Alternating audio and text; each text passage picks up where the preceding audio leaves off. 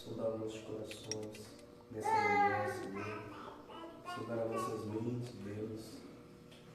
Vem ver se há alguma coisa. Foi sonhos, Deus, que não te agradam, Senhor. Não permita, Senhor, que esses sonhos e projetos continuem em nossos corações. Venha tirar, Senhor, tudo aquilo, Senhor, que nos impede de estarmos mais próximos do Senhor. Assim como nós cantamos, assim como nós pedimos, sonda nosso coração, Senhor.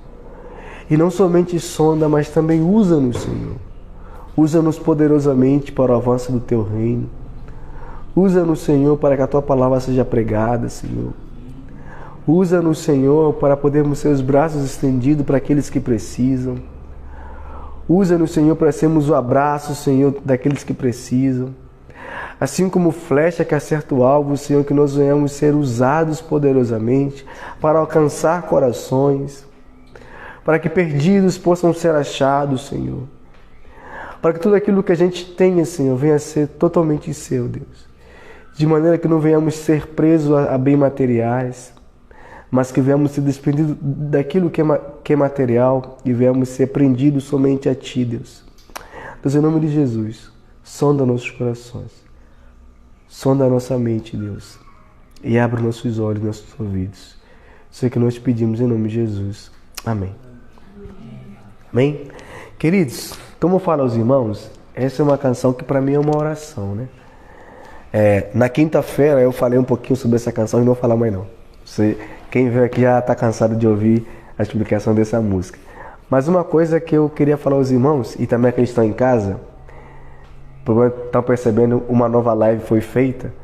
A primeira live foi derrubada, por quê? Porque as músicas precisavam de direitos autorais. A gente não tem direitos autorais e tal. O YouTube bloqueou a live dizendo que precisa de direitos autorais. Aí que eu fiz? Cancelei a live, tá bloqueada mesmo, ninguém poderia ter acesso. Bloqueei, cancelei, apaguei a live e fizemos uma outra que está começando só agora. Por que isso acontece? Acontece quando você vai fazer uma live botando música, que não seja você cantando, mas o autor cantando, a internet sempre vai bloquear, porque precisa de direitos autorais. Agora, quando você canta playback, ela não vai, assim, quando você canta tocando violão e cantando, ela não bloqueia, porque entende que você está cantando uma música que não é sua. Mas agora, colocando a música do próprio cantor e o cantor cantando também, ela vai bloquear a live de você. E por isso, a gente teve que cancelar a live e fazer uma outra live. Estou explicando mesmo a questão em casa também, que estavam assistindo a primeira live. Então, queridos, eu queria, não precisa ficar em pé mesmo, a gente já leu o texto que a gente vai ter que pregar nessa manhã. Vamos falar sobre Melquisedeque, o tipo de Cristo, né? A gente está terminando já essa série de Hebreus, embora que eu vou interromper ela porque eu preciso começar a série do Natal, né? Vou começar uma série das pregações para o Natal. Mas o livro de Hebreus, ele é muito prático e lindo, porque é um livro que revela que é um livro que pede para a gente ser maduros, né? Para a gente crescer um pouquinho. Porque no capítulo 6 que a gente estudou, que é o texto mais difícil de Hebreus, que fala basicamente sobre os perigos reais da apostasia cristã, ou daqueles que de fato pretendem voltar ao judaísmo, né? Embora que naquele dia eu não dei esse exemplo, porque por respeito à mãe do nosso irmão Rodrigo, que é católica, tal, não dei esse exemplo, para respeitar mesmo, né? É o chamado daqueles que saíram do catolicismo e querem voltar para o catolicismo de novo, né? E aí a gente vê que esse voltar, esse retorno às práticas antigas é um sinal de imaturidade, que acontece muito, né? Aqueles que estão na igreja hoje, dizem que amam o Senhor, fazem uma festa para Deus, mas quando acontece um problema, quer voltar para o mundo, por falar, no mundo eu não sofreria do jeito que eu estou sofrendo aqui na igreja. Isso revela a imaturidade que nós temos, né? Ou mesmo aqueles que terminam o casamento por causa de uma briga, também revela a imaturidade de não conseguir enfrentar as dificuldades que o casamento apresenta. E aí a gente vai criando. Só que nós vamos usar essas desculpas não como imaturidade, mas como felicidade, como liberdade. Ah, eu quero ser livre disso. Então, como ser livre? Rompendo o compromisso que eu fiz pela vida toda. E aí eu acho que rompendo esse compromisso eu vou ser feliz, eu vou encontrar liberdade. E a gente revela a imaturidade mesmo em muitos atos das nossas vidas. E aí a gente vai perceber que depois do autor de Hebreus falar sobre esse perigo real, ele também vai falar sobre a confiança que a gente tem, inabalável, né? A gente conversou na semana passada que a nossa esperança não é um episódio futuro, nossa esperança é Jesus. A minha esperança é Cristo. Se minha esperança for quando o mundo acabar, eu não tenho esperança. Não tenho esperança. Minha esperança é Cristo. O mundo quando acabar, eu estarei com Jesus. Por quê? Porque eu tenho Ele hoje. Tendo Ele hoje, o futuro para mim não me apavora. Não tendo Ele hoje, eu tenho medo do futuro, tenho medo do amanhã, tenho medo do depois, tenho medo do que vai acontecer daqui a 30 minutos, porque não tenho Cristo.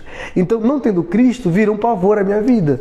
Eu tenho que encontrar sempre esperança em tudo aquilo que eu estou fazendo, porque, não tendo Jesus, tudo que eu faço tem que me dar sentido e me dar esperança. Só que eu tenho Jesus, tudo que eu faço é Cristo. Eu vou na padaria comprar um pão, estou indo, mas estou indo com Cristo. Não tenho, e se passar um carro e te atropelar? Estarei com o meu Senhor. Para mim, não há medo do amanhã e nem do depois. Porque o meu amanhã é meu depois de Jesus. E tendo esse Jesus como segurança eterna, por isso eu tenho que ver uma vida de confiança. E por que a gente fala que Cristo é a nossa confiança? Porque o autor de Hebreus vai dizer o seguinte: o Deus que prometeu para Abraão que ele cumpriria a promessa, ele colocou como a causa do cumprimento da promessa o próprio Deus, e não Abraão. E também a gente terminou a semana passada falando o seguinte: você não precisa correr atrás de bênção. Você não precisa correr atrás de bênção. Por quê? Deus jurou para Abraão que ele poderia multiplicá-lo e abençoá-lo. Não falou isso? Só que o autor de Hebreus diz o seguinte: como não existia alguém superior a si mesmo, Deus jurou para si mesmo que ele cumpriria a bênção, dizendo para mim e para você o seguinte: o que Deus promete para a gente, Ele mesmo vai cumprir, apesar de mim. Só que o que acontece é que a gente vai ouvir bastante pregação do seguinte: Deus te prometeu e você precisa fazer por onde para que Ele cumpra a promessa que Ele te deu. Não, queridos. Se Ele promete, Ele é capaz o suficiente de cumprir o que Ele está prometendo. Deus não faz um pacto de bênção. Cumpre 50%, vou cumprir 50%, e aí vou te abençoar. Tem aqueles que falam, né? Deus quer te abençoar, só que você precisa deixar Deus te abençoar. Só que o que acontece é que as bênçãos de Deus, elas são graciosas. Elas vêm até nós por meio de graça. Nunca é mérito. O que Deus nos dá, por mais que eu me esforce tanto para fazer uma coisa, eu tenho que entender o seguinte: eu só consegui fazer isso porque Deus é que me deu o querer, ou seja, o impulso, e me deu também o realizar. Então tudo é gracioso. Com Deus não há barganha e não há mérito nenhum. Com Deus é gracioso. Por isso é que Abraão nunca poderia bater no peito e falar o seguinte: eu fui pai, homem da fé, amigo de Deus, pai de multidões, porque eu obedeci à promessa. Não. Abraão mentiu. Não mentiu, não? Não mentiu? A Sara, Sarai, né? O nome dele primeiro foi Sarai. Queria ajudar Deus, não queria ajudar Deus. Entregou Agar, né? Para coabitar com Abraão, para a promessa se cumprir. O que aconteceu? Se arrumou problema. Aí veio lá Ismael, que hoje vira a tribo do Ismaelita, que hoje estão brigando com o povo judeu, por causa de quê? De um problema do passado, que Deus não mandou, viu? Deus não mandou. O que Deus mandou é o quê? Que você vai ser pai. Não com escrava, mas com Sara. A mesma coisa acontece quando Jesus recebe aquela fala: nós não somos filhos da escrava. Está se referindo a quem? Episódio de Abraão e Sara e Agar. Está percebendo que o que Deus prometeu para Abraão não tinha como cumprimento Abraão, mas o próprio Deus. Por isso o autor de Hebreus vai dizer o seguinte: os homens, eles juram por alguém superior, mas Deus não. Deus jura por si mesmo. O que Deus fala, Ele é capaz de cumprir. Eu tenho que jurar pelo tempo. Às vezes, quando eu era criança, eu jurava: eu juro pelo sangue da minha mãe. eu juro pela minha avó, eu juro pelo meu tio. Eu estou falando o seguinte, o sangue da minha mãe é verdadeiro, então pelo sangue dele eu tenho que cumprir. Só quando eu não cumpro, eu estou no sangue da minha mãe, quem? Mentiroso. Quando eu não cumpro, eu estou na minha mãe mentiroso. Então eu falo, eu juro pelo tio Zé. Aí eu vou no cumpro, eu falo, tio Zé é mentiroso. Não sou eu. Por isso é que o juramento tem esse problema, o juramento. Então só que às vezes eu falo, por que vocês juram pelo templo? E por que vocês juram pelo céu? E por que vocês juram pela terra? Primeiro, o templo é de vocês? Vocês juraram? Não. O céu é de vocês? Não. A terra é de vocês? Não. Então por que vocês juram por coisas que não são suas? Não, porque eu quero dar validade ao meu juramento. Como? Pelo templo, o céu e a terra. E aí, Jesus analisa que esse povo é um povo mentiroso. Mas quando a gente começa no capítulo 7, que é o texto que a gente leu, o autor de Hebreus, ele vai mostrar aqui um homem, mais uma vez ele vai mostrar um homem que é um homem importante para o povo hebreu, porque é um homem que o pai da fé, que é o pai de Abraão, não, misericórdia, o pai da fé, que é Abraão, ele vai dar dízimo para esse homem. E até então, Melquisedeque é alguém aqui que aparece como desconhecido, porque é alguém que vai dizer que não tem uma linhagem, não tem início e não tem fim. Como vai dizer, ele não nasceu de uma mulher e não tem fim de vida. O texto, acho que foi o texto que as mulheres leram, né? Que não tem fim de vida, né? Vai dizer, sem pai, sem mãe, sem genealogia, sem princípio de dias, nem de fim. E aqui basicamente está dizendo que Melquisedeque, ninguém sabe da origem desse homem. Ninguém conhece onde esse homem saiu. Mas o mais impressionante aqui é que mesmo ninguém sabendo onde esse homem veio, Abraão, quando vê Melquisedeque, ele se humilha e dá dízimo a Melquisedeque. E aqui, basicamente, eu queria conversar com vocês. O texto vai começar descrevendo esse homem dizendo o seguinte: rei de Salém e sacerdote do Deus Altíssimo. Parece algo que é meio difícil de você olhar para isso. Olha para mim. Quando Deus chama Abraão, vai tirar ele da terra de Ur, dos caldeus, lugar politeísta, lugar do panteísmo, lugar de pecaminosidade, tira ele de lá e fala, vai para um lugar que eu te mostrarei. Até então, na nossa mente, o único homem que Deus está usando é Abraão, não é? Está usando Abraão para dele começar a história, dele começar o povo dele, que é chamado o povo de Deus, que é chamado, e agora Israel, né, de Deus. Quando a gente olha para isso, a gente vê Abraão saindo da guerra, guerreando, e ele se depara com um homem, que Melquisedeque, ele era um homem, e... Tá, deixa eu explicar aqui bem, para os irmãos entenderem, para não achar que eu estou falando besteira. Primeiro, Melquisedeque era um homem, só que ele representava uma pessoa, Jesus. Então, vou repetir, ele era um homem, que representava uma pessoa, Jesus, beleza? É uma pessoa mesmo, representava Jesus.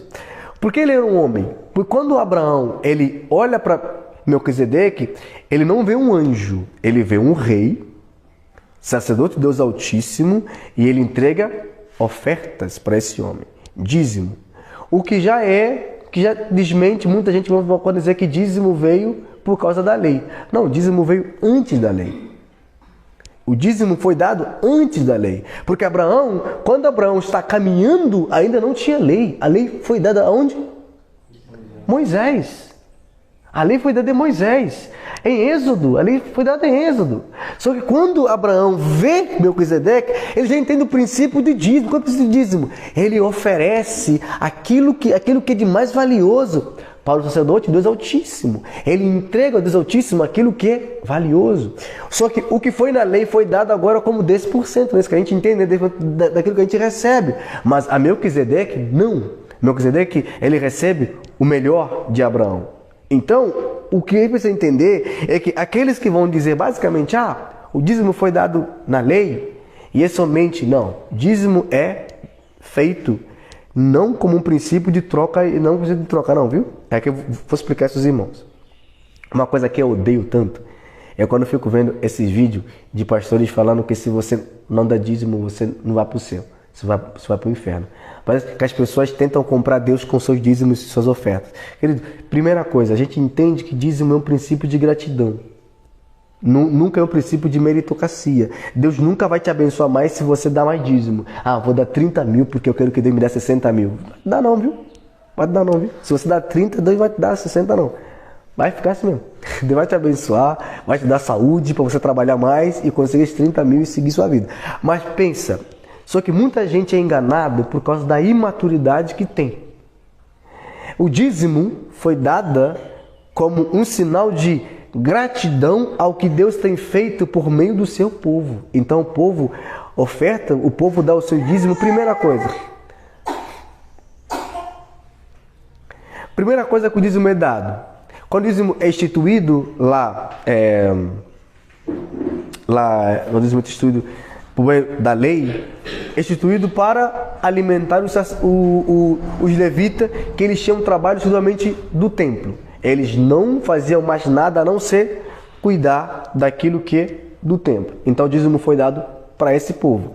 Esse povo deveria receber esse dízimo, poderia sustentar a si mesmo, e outra parte que era dado, outro dízimo que era dado também, era dado para que as viúvas das igrejas fossem alimentadas e sustentadas. E a pergunta é, por que hoje então é dinheiro? Porque antigamente a fonte de rendimento onde esses homens trabalhavam era o campo. Eles pegavam do campo e levavam para a igreja, e a igreja ela alimentava os sacerdotes, os levitas e também alimentava as viúvas. Hoje com a gente usa o dinheiro. Por que o dinheiro? Porque hoje nós trabalhamos em dinheiro. Hoje, se você trabalha no campo, oferta porque você trabalha no campo. Ah, pastor, eu trabalho na lavra. E 10% do que eu tenho hoje são 1 quilo de laranja. Traz 1 quilo de laranja, rapaz. Esse é o dízimo. É aquilo que você trabalha. Então, quando a gente fala de dízimo, a gente está falando daquilo que é trabalho. Nós trabalhamos e por isso nós ofertamos a Deus. Só que dízimo nunca foi dado como sinal de troca. Eu dou, Deus me dá, eu faço e Deus me faz. Nunca foi dado para isso. Dízimo foi dado sempre como sinal de gratidão ao que Deus tem feito por nós. E quando Melquisedeque, quando Abraão encontra Melquisedeque, ele vai dar a Melquisedeque como sinal de que Deus, o Altíssimo, o abençoou para que ele vencesse os reis a qual ele foi guerrear. E por isso ele oferta a Melquisedeque a melhor parte dessas conquistas. Porque quando você vai vencer batalhas, antigamente que você vencia as batalhas, você não só derrotava ele, assim você também tirava os bens dele e iam até você. E se você olhar, para quem está estudando comigo o livro de Reis, a gente percebe... Samuel, desculpa. A gente percebeu que quando um povo era dominado, a galera chegava, tirava todos os bens. Alguns bens Deus proibia que tirassem. Lembram, né? Vocês estão comigo, lembram, né? Do que tirasse. Outros bens Deus falava, tira esses bens e levam tudo lá para o templo. Isso era um princípio que era feito. Então, o que vai acontecer aqui? O que são os dízimos que Abraão ofereceu? Os dízimos são os despojos que Abraão tirou dos reis a qual ele venceu nas batalhas. Por que eu estou dizendo isso? Lê comigo a parte B do versículo 1. Diz o seguinte: e depois de derrotar os reis, e o abençoou. Então, encontrou-se com Abraão quando este quem? Voltava de fazer o quê? Derrotar os reis. E aí, esse homem, Abraão, pega a boa parte e dizima, abençoa os reis. Só que uma coisa interessante é que Abraão lhe deu dízimo de tudo. Em primeiro lugar, seu nome significa Rei de Justiça. E aqui é interessante. Por que Melquisedeque ele é uma figura de Cristo? Por quê? Você nunca vai ver em Jerusalém um sacerdote de Deus exercer o papel de rei. Você nunca vai ver em Jerusalém um rei exercer o papel de sacerdote. O rei é rei, sacerdote é sacerdote. Em Cristo, essas duas coisas, elas habitam na mesma pessoa. Cristo é rei e sacerdote. E Melquisedeque, ele é sacerdote e rei. O seu nome significa essas duas coisas. Significa rei da justiça e rei da paz. Quem é o rei da paz? Jesus. Quem é o rei da justiça? Jesus. Porque Jesus é a justiça de Deus para os homens. Ele é também a paz de Deus para os homens. Sem Jesus, é impossível que os homens sejam justificados. Sem Jesus, é impossível que os homens estejam em paz. Por isso, quando Jesus ele chega depois dele ressurgir dos mortos, a primeira coisa que ele fala aos seus discípulos é: a paz de Deus esteja com vocês. Por quê? Ele não está saudando, ele está ensinando que agora vocês têm paz com Deus. Aí não é basicamente uma saudação normal que Paulo vai dizer: saúdam os irmãos com a paz. Jesus está dizendo o seguinte: eu conquistei a paz para vocês. E por isso vocês podem dizer: a paz de Deus está com a gente. Porque Jesus é a paz de Deus que a gente precisa. Se Ele é a justiça que estava vindo sobre a gente, então Ele morre para a gente. Agora vai dizer: agora vocês têm paz com Deus. E por isso Ele vai dizer: Melquisedeque é sem pai, sem mãe, sem genealogia, sem princípio de dias e nem fim. Feito semelhante ao Filho do Homem, ele permanece sacerdote para sempre. Aqui, ele permanece, já não é mais Melquisedeque. Agora o autor de Hebreus muda. Mas é Jesus permanece sacerdote para sempre. Por quê? O sacerdócio dos homens, ele era limitado. Ele era falho, porque ele era formado por homens pecadores. Os homens são pecadores. Nenhum pastor é santo. Até eu também. Nenhum pastor é santo. Todos os pastores são pecadores. Pecadores não pelo pecado que fazem, mas por serem nascidos da natureza pecaminosa. Todo ser humano é pecador. Até um pastor que ora, que bota a mão na sua cabeça também é pecador. E se ele não clamar para Deus perdoar pelo pecado dele, vai para o inferno. Vamos mudar com o assunto. E aí a gente observa que, vai dizer no verso 5: considerem a grandeza desses homens. Até mesmo o patriarca Abraão lhe deu dízimo dos despojos. A lei requer o sacerdote dentre os descendentes de Levi que recebam o dízimo do povo, isto é, dos seus irmãos. Este homem, porém, não pertencia à lei, à linhagem de Levi. Recebeu o dízimo de Abraão e abençoou aquele que tinha promessa. Sem dúvida alguma, o inferior é abençoado pelo superior. No primeiro caso, quem recebe o dízimo são os homens mortais. No outro caso, é aquele de quem se declara que vive. Pode-se dizer que Levi, que recebeu o dízimo, entregou por meio de Abraão. Pois quando Melquisedeque se encontrou com Abraão, Levi ainda não havia sido gerado. E aqui ele vai basicamente dando aqui um exemplo claro do que está acontecendo. Primeiro, a tribo de Levi é a tribo que deveria receber os dízimos. E somente quem deveria ser sacerdote tem que ser da tribo de Levi e mais ninguém. Uma coisa que a gente vai perceber é que hoje nós temos também na igreja sacerdotes. Só que isso é mentira. Não existe sacerdote mais. Porque o sacerdócio ele tem como finalidade em Cristo. Cristo é o cumprimento tanto da profecia e tanto do sacerdócio. Tem profeta hoje? Não, porque em Cristo se cumpre as profecias. Tem sacerdote hoje? Não, porque Cristo foi o último e perfeito sacerdote. Existe vice-anjo? Não existe. Existe vice-deus? Não existe. Cristo para a gente é tudo em nós. E por isso é que sem Jesus não somos nada. E quando a gente vai dizer sobre essa questão da lei, é que basicamente Jesus, ele era da tribo de... A tribo de quem? Jesus, a tribo de quem? Hã? Davi era de qual tribo? Davi era de qual tribo? Davi?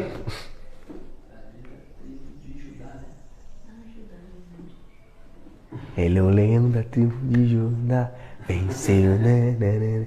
Rapaz, você então cantando música não, rapaz?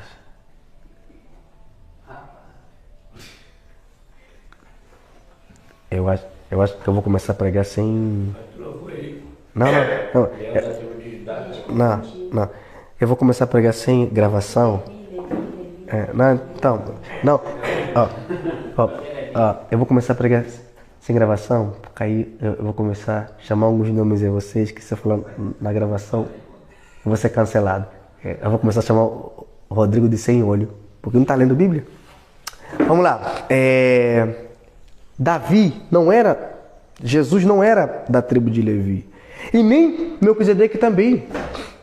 E por isso ele vai dizer, antes da tribo de Levi existir, já existia um sacerdócio. Onde é que nasce a tribo de Levi, queridos? Nasce por meio de Abraão. Está vendo o que eu estou falando?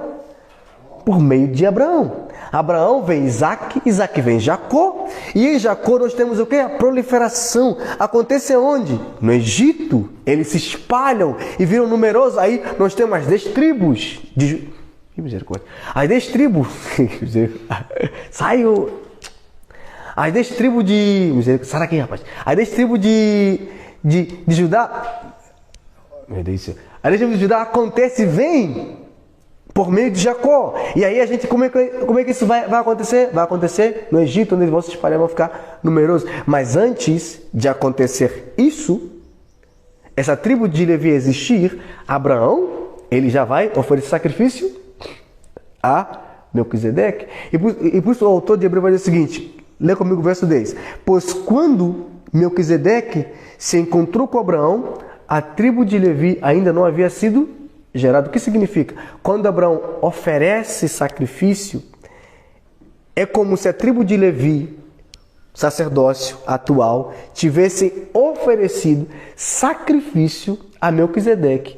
Porque por entender que o sacrifício que Melquisedeque é maior do que eles. Então, por isso é que Melquisedeque é maior do que Abraão, porque em Abraão estava todas as tribos de Judá, e todas as tribos de Judá, elas em Abraão reconhecem a supremacia de Melquisedeque. Ele vai dizer, então, por isso, Jesus é muito maior do que o sistema sacerdotal que tem nessa época. E por isso, eu não vou explicar todo o capítulo. Quando chegar em casa, você lê do verso 11 ao verso 28, você vai entender o que eu estou falando. Aqui eu estou resumindo para que você possa entender o que eu estou falando de maneira mais rápida. Em casa você vai ler e vai perceber, o pastor Baceto falando sobre isso.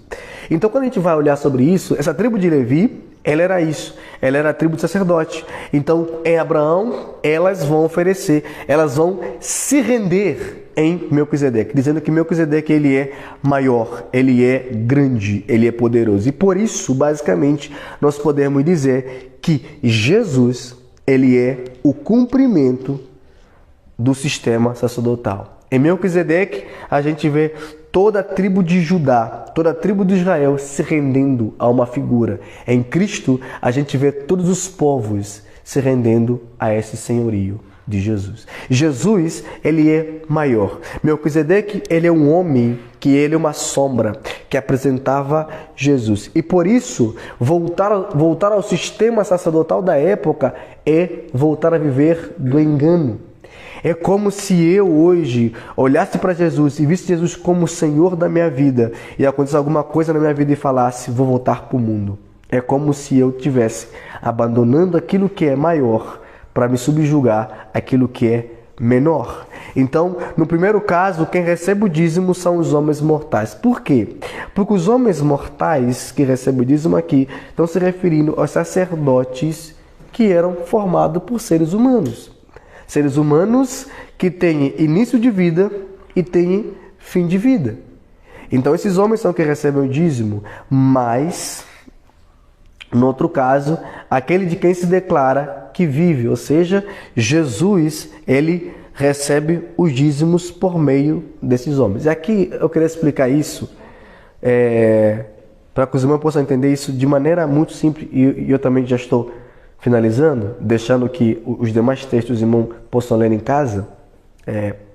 Quer você entender que quando ele fala que recebe o dízimo, primeiro são os mortais e depois é o Senhor, ele vai fazer uma comparação daquilo que era oferta antigamente e daquilo que é oferta hoje.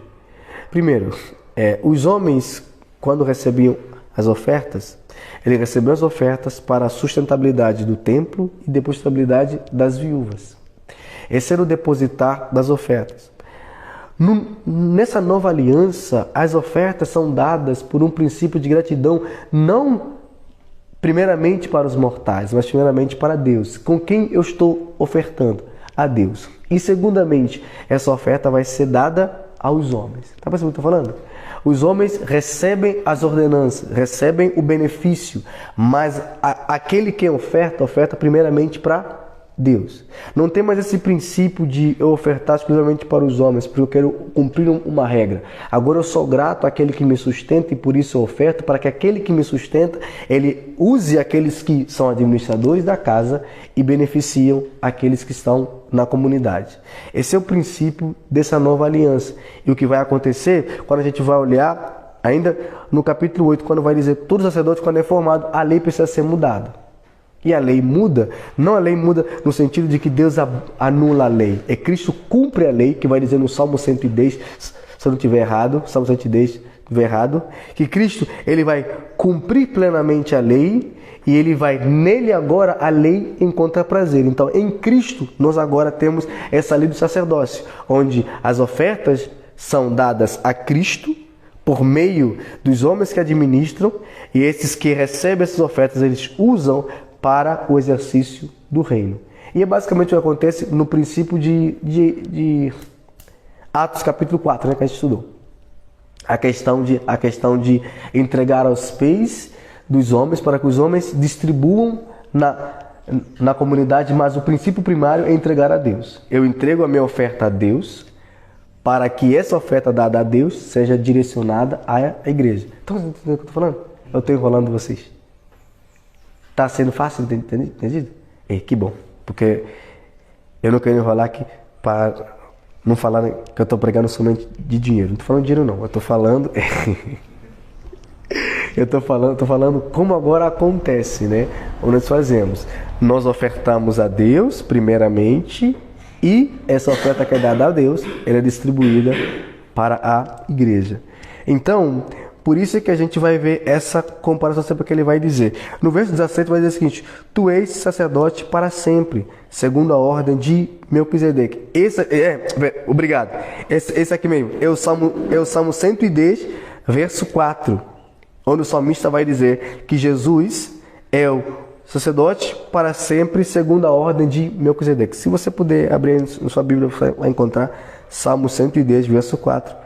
Que também vai acontecer no verso 21 também. Nós temos essa mesma expressão sendo repetida 2 vezes. O autor de Hebreus vai dizer que Jesus, ele é o sumo sacerdote, que ele não tem uma linhagem humana, e por isso, não tendo uma linhagem humana, ele é maior do que todo o sistema sacerdotal daquela época. E por isso, a gente pode olhar para Jesus e entender que ele é um sumo sacerdote maior que os homens, e depois, que ele é um sumo sacerdote que conhece a gente, ele sabe quem somos, ele conhece as nossas dores, ele não é um sumo sacerdote indiferente da gente, ele não é alguém que não conhece as nossas dores, ele não é alguém que não conhece as nossas dificuldades financeiras, ele conhece, e por isso ele se compadece da gente.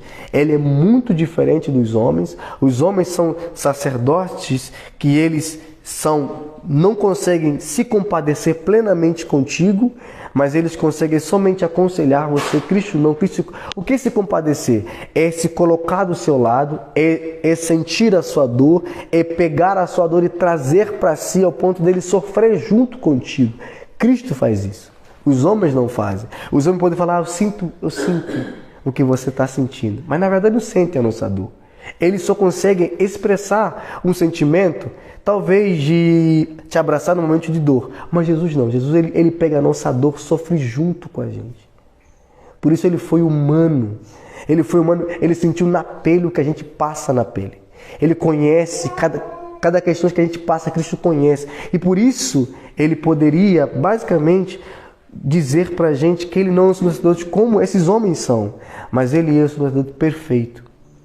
Ele sabe da nossa dor, Ele chora com a gente, Ele se importa com a gente, Ele conhece o nosso coração e por isso nós podemos chegar até Ele não com temor, mas com ousadia, ao ponto de eu expor a Deus aquilo que eu mais anseio e aquilo que eu mais desejo e falar para o Senhor, Senhor, estou com dor, estou com raiva.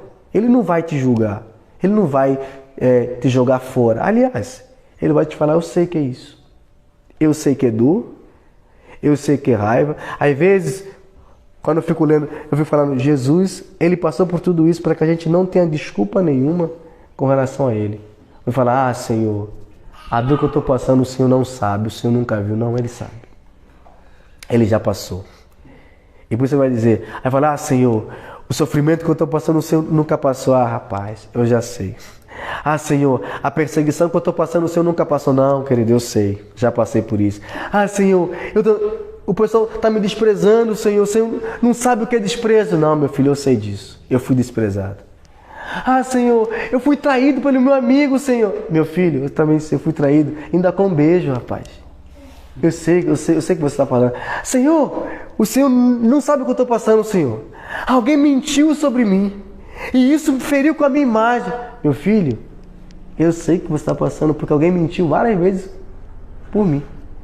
Não, é contra mim. Mentiram, falaram que eu era Beuzebu. Mentiram. Falaram que eu era o agitador da nação que causa baderna no povo. Mentiram. Falaram que eu era impostor, feriram com a minha imagem. Mas eu deixei de ser Jesus? Deixei de ser crente? Deixei de amar as pessoas? E por que você deixa? Mas, Senhor, alguém chegou e falou que ia me apedrejar. Sim, mas eu deixei de ser quem eu era só porque alguém disse isso? E por que você deixa de ser quem você é? Porque alguém fala alguma coisa sobre você. Está percebendo? Eu fui com Jesus, Ele não dá desculpa para nada. A gente fala, Senhor, eu preciso tomar vergonha na cara e ser de fato um crente de verdade. Porque de fato, Ele é alguém que conhece as nossas dores. Ele é alguém que sabe. Se Ele é maior do que o próprio Abraão, então Ele é alguém que a gente deve correr até Ele. E não ir para homens, mas correr para Cristo Jesus. Só que correr para Jesus é saber claramente que Ele vai revelar que metade do que você está fugindo é basicamente você não querendo colocar em prática aquilo que Ele já te ensinou. Que independentemente do que você passa, você precisa... Meu Deus, o que é isso? Rapaz, acho que eu tenho que terminar logo isso aí daqui, porque esse negócio aqui tá me perseguindo. Alexandre, se ele aí, mata ele, Alexandre. Metade do que você passa, de fato, você está se eximindo daquilo que você deveria não se eximir. Ser de fato crente de verdade. Não há desculpa nenhuma que nos tira do reino de Deus. Não existe. O que existe são corações que esperam só por uma coisa para saírem do reino de Deus. Porque na verdade, eles nunca tiveram no reino de Deus. Mas como eles não querem sair, porque sabem que saírem sem motivo não vão ter desculpa, então ele esperou talvez um dia eu falar alguma coisa para ele falar, o pastor me disse que eu não era crente, aí saí porque esse é uma acusação, esse é isso, aí sai. Só que quando você vai ter Jesus e fala, Jesus, sai porque o pastor falou sobre isso, você vai dizer, querido, quantas vezes me chamaram de demônio, mas eu continuei sendo Jesus, eu continuei amando vocês, eu continuei perdoando vocês, eu continuei abdicando a minha vida por vocês. Por que você faz isso? É porque você está se eximindo da sua responsabilidade e acha mais fácil sair do que permanecer passando pelo que você está passando. Por isso eu falo, Jesus, o autor de Hebreus, ele apresenta Jesus, que não dá desculpa para a gente de nada. Por isso eu estou falando, é questão de maturidade, para entender que Jesus, ele é maior, e se é maior, ir até ele é entender que ele vai te amadurecer, ao ponto de dizer, tudo que você vai passar, eu passei. E tudo que você vai sofrer, eu sofri. Tudo que você vai chorar, eu chorei. Tudo que você vai se alegrar, eu me alegrei. Mas eu permaneci sendo filho de Deus. Uma coisa você também. Passe por isso e permaneça sendo o quê? Filho de Deus. E por isso, É irrelevante voltar ao mundo, voltar às sombras, do que você... é irrelevante voltar às sombras. Melhor é permanecer naquele que é maior do que as sombras, que é Jesus. Amém? Amém. Queridos, vamos orar aqui rapidinho. Aqui 3 minutos a mais, né? Do que o normal, né? Eu vou chegar lá, amor. Vou chegar lá. Vamos orar. Senhor, obrigado por esse dia, Senhor. Obrigado por tua palavra, Senhor. Encontre espaço em nosso coração, Senhor. Assim como o Senhor é o sumo sacerdote, Deus perfeito, maior do que todo o sistema religioso, maior do que qualquer homem, maior do que qualquer servo, Senhor. Que nós venhamos, Senhor, sempre correr a Ti, Senhor. Não correr de maneira ignorante, mas de maneira sábia, Senhor, a ponto de saber que o Senhor é o nosso sumo sacerdote, aquele que se compadece da gente, aquele que chora com a gente, aquele que conhece as nossas dores e aquele que se importa com a gente, Deus. Obrigado, Senhor, por o Senhor vencer o mundo. Obrigado, Senhor, por o Senhor vencer todas as coisas, Senhor, porque é somente na sua vitória que nós nos tornamos mais que vencedores. Deus, obrigado também, Senhor, por tua graça, Deus. Obrigado pelo teu cuidado, obrigado pelo teu amor. Obrigado, Senhor, porque o Senhor tem cuidado da sua igreja, o Senhor tem sustentado cada um dos teus filhos. Obrigado porque os teus filhos, Senhor, até aqui permanecem firmes em Ti, Senhor. Agora te pedimos pela vida da Lívia, pela vida da Manuela, Senhor. Pedimos que o Senhor venha entrar com providência na vida das tuas servas, Deus, em nome de Jesus. Que a Lívia venha sentir o conforto, o amparo do Senhor. Que a Lívia venha sentir, Senhor, o teu cuidado, Senhor, naquele hospital. A sua mão se manifestando poderosamente na vida dela, Senhor. Pedimos que os médicos, Senhor, sejam manifestação do teu amor, da tua graça, Senhor. Que o Senhor fique lá naquele lugar, Senhor, cuidando, Senhor, amparando ela, mostrando para ela, Senhor, que ainda que ela passe por dores, o Senhor continua sustentando, estando ao lado dela, Pai. Pedimos também pela vida da Manuela, Senhor. Pai, em nome de Jesus, que o Senhor vai estar com a Manuela, Senhor, que o Senhor venha restaurar completamente a saúde da tua filha, Senhor. Pois cremos que o Senhor é o dono da cura, Senhor. E cremos também que o Senhor é capaz de fazer milagres, ó Deus. Então, Pai, te pedimos, Senhor, entre com providência na vida da tua serva, Senhor. Estenda a sua mão sobre ela, Senhor Pai Todo-Poderoso. Faça um milagre mais uma vez na vida da tua filha, Senhor. Para que ela, Senhor, saiba o quanto o Senhor tem cuidado, o quanto o Senhor a ama, Senhor. Dê, Senhor, tranquilidade àquele coração, Senhor. Dê, Senhor, também tranquilidade ao coração da mãe dela, Senhor, do pai, Pai Todo-Poderoso, toda a família, Senhor. Se manifeste, Senhor, mostrando que o Senhor se faz presente na vida deles, Senhor. Apesar dos apesares, o Senhor continua estando com eles, cuidando, Senhor. E traga, Senhor, descanso, Senhor. Faça a certeza de, Senhor, de que o trabalho é seu, Senhor, e que eles têm que descansar, confiar plenamente que o Senhor está agindo e agirá, Senhor, para o louvor da tua glória, Deus. Pelo nome de Jesus.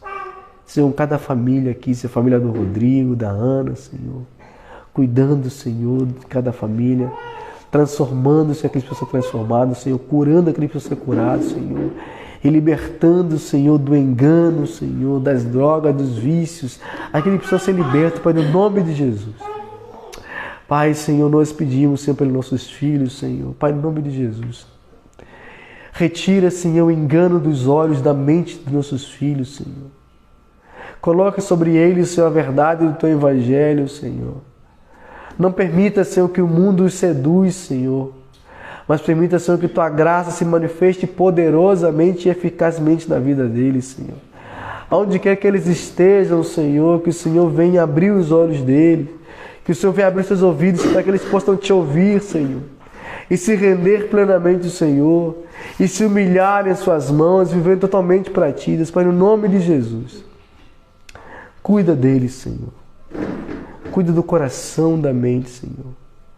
Faça eles, Senhor, saberem que o Senhor é infinitamente melhor do que os prazeres e os deleites desse mundo. Isso é que nós pedimos, ó Pai, em nome de Jesus. Amém. E assim podemos dizer: nada nos separará do amor de Deus que está em Cristo Jesus, nosso Senhor. Amém.